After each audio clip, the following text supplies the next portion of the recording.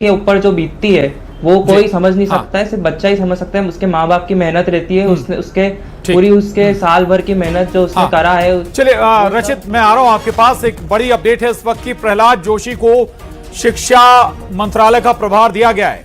प्रहलाद जोशी अब नए शिक्षा मंत्री, उनके पास अतिरिक्त प्रभार रहेगा प्रहलाद जोशी।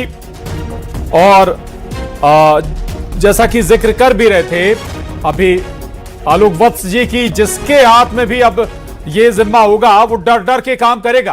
आलोक वत्स जी, प्रहलाद जोशी अतिरिक्त प्रभार उन्हें शिक्षा मंत्री का दे दिया गया।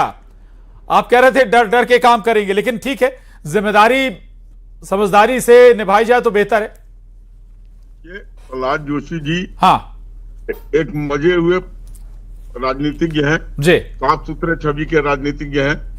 लेकिन मैं ये बात प्रशांत जी सिर्फ सेंटर के शिक्षा मंत्री के लिए नहीं कह रहा हूँ जी, मैं अब पूरे राज्यों के भी शिक्षा मंत्री के लिए कह रहा हूँ कि अगर किसी के यहाँ अगर ये पेपर लीक हुआ तो ये छात्र उसको छोड़ेंगे नहीं अब।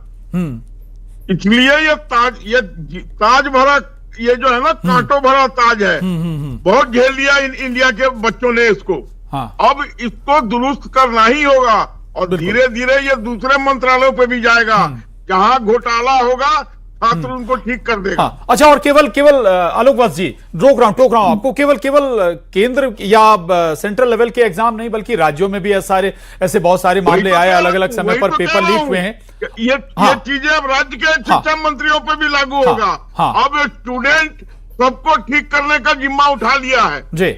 अच्छा, एक और जो पहलू जो मैं आपसे समझना चाह रहा था, इस पूरे घटनाक्रम में, पूरे आंदोलन में राजनीतिक दल अपने लिए गुंजाइश तलाश रहे हैं। कांग्रेस अपने लिए, समाजवादी पार्टी अपने लिए, चंद्रशेखर रावण अपने लिए गुंजाइश तलाश रहे हैं।